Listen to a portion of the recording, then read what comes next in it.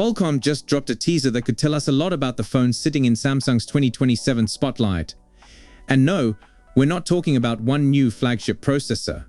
It looks like Qualcomm is preparing two. That means the Galaxy S27 Ultra could be headed for a seriously interesting upgrade cycle. A new top-tier Snapdragon chip, potential next-gen memory, a larger battery, brighter display tech, and even magnetic wireless charging. But before we get too carried away, some of this is official, some is strongly hinted, and some comes from a leak with a giant asterisk attached. So let's separate the signal from the noise. For years, Samsung's highest-end Galaxy phones, including the Galaxy S family and its foldables, have leaned heavily on Qualcomm's premium Snapdragon platforms. So when Qualcomm starts teasing its next major mobile silicon, naturally, the Galaxy S27 conversation starts immediately. The chip expected to power Samsung's next non-folding flagship lineup is reportedly called the Snapdragon 8 Elite Gen 6 Pro. That name is a mouthful, but here's the thing, Qualcomm may be changing more than the name this time around. In an official video, Qualcomm showed two chipsets and used language like Dual 8 Elites, along with messaging about double choice and expanded opportunity. That's a pretty loud hint that the company is planning two Snapdragon 8 Elite chips in the same generation. One is expected to be the Snapdragon 8 Elite Gen 6, while the other would be the higher-end Snapdragon 8 Elite Gen 6 Pro. If that's how it plays out, this would be the first time Qualcomm has launched two Elite-branded Snapdragon 8 processors side by side in a single generation. And that actually matters more than it might sound. Usually a flagship chip generation gives phone makers one clear top option. With two, Qualcomm could offer brands a way to create more separation between standard premium phones and true no-compromise Ultra devices. Think of it as having a great engine and then having the version with every performance upgrade checked off. Both could be fast, but the Pro chip could become the one reserved for the phones that want to dominate benchmark charts, gaming, cameras, and AI features. Qualcomm has already confirmed the reveal date, September 22, 2026, at the Snapdragon Summit. That's when we should finally get the real details, instead of reading between teaser video frames. Until then, Qualcomm is pointing toward four big areas: more capable agentic AI, fresh connectivity technology, improved camera features, and upgraded graphics for immersive games. Let me break that down in plain English. Agentic AI is basically AI that can do more than answer a prompt. The idea is for it to understand tasks, take steps toward completing them, and work more actively across your device. Qualcomm hasn't explained exactly what the new chips will enable, so don't expect a definitive feature list yet. But the teaser strongly suggests an updated NPU, which is the dedicated part of a processor designed for AI workloads. The connectivity mentioned could point to a newer modem or other wireless upgrades. The camera hint could mean better image processing, faster computational photography, or expanded video capabilities. An extraordinary GPU performance is Qualcomm's way of telling gamers to pay attention. The GPU is the graphics portion of the chip, and better graphics performance can mean smoother, demanding games, more advanced lighting effects, and potentially stronger sustained performance when a phone is under pressure. Now, a new flagship Snapdragon chip normally also brings CPU improvements, and the CPU handles the broad day-to-day computing work of the phone. Qualcomm hasn't specifically detailed that piece in its teaser, but it would be surprising if a new top-end generation didn't bring some form of CPU upgrade. The key point is this: Qualcomm is teasing a platform-level jump, not just one isolated speed boost. That said, the rumored package is definitely ambitious. The biggest attention grabber is the battery. The leak points to a battery bigger than the current baseline implied by the rumor, potentially approaching 6,000 milliamps. The wording uses a less than sign before 6,000 milliamp, so it does not directly confirm a full 6,000 milliamp cell. Still, even getting close would be a notable move for Samsung's Ultra line.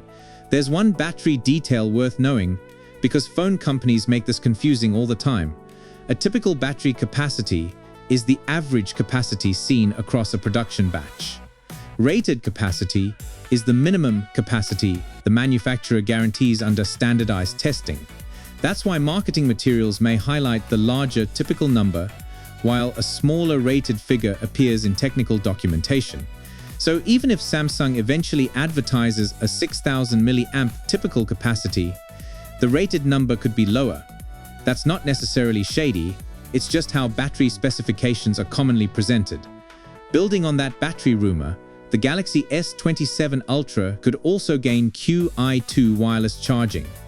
Qi2 is the newer wireless charging standard associated with magnetic alignment, opening the door to accessories that snap into place in a MagSafe-like way. Again, this is not confirmed for the S27 Ultra, but it would make a lot of sense alongside a giant premium phone ecosystem. Magnetic chargers, wallets, stands, and battery packs that attach more reliably than the usual hope the coils line up experience. Okay, so here's where it gets interesting. The rumored display is said to use Samsung Display's M16 material set, potentially making the OLED panel both brighter and more efficient. Brighter is obvious, better visibility and more visual punch. Efficiency is equally important, because a display is one of the biggest draws on a phone battery. If Samsung can improve brightness while reducing power consumption, that's the kind of upgrade you notice every day, not only in a spec sheet. Then there's LPDDR6 RAM. This is another leak, not an official confirmation, but it could be a huge part of the phone's story. LPDDR6 is described as a major step beyond LPDDR5X, with potentially much higher data rates, twice the bandwidth, and better power efficiency. In real use, faster memory helps the processor move data around more quickly. That can benefit multitasking, demanding games, on-device AI, camera processing, and the overall feeling that a phone stays responsive even when you're doing a lot at once. But there's a bigger market question hanging over all of this. Can Ultra phones keep getting more Ultra without becoming completely out of reach? Chinese flagship brands have produced plenty of impressive top-end devices, but internationally they haven't built massive followings in this category. It isn't simply a question of quality. These phones are already expensive, and premium hardware costs can make them harder for regular buyers to justify. Memory pricing is especially important here. If RAM and other key parts continue becoming more expensive, the next wave of Ultra phones could reach prices that feel almost absurd. Manufacturers will have to decide where to compromise. Do they preserve every top spec, or do they protect the final price? For consumers, the best-case scenario is that supply pressures ease and the Ultra category stays competitive. And if rival Ultra models become less viable globally, Samsung could benefit.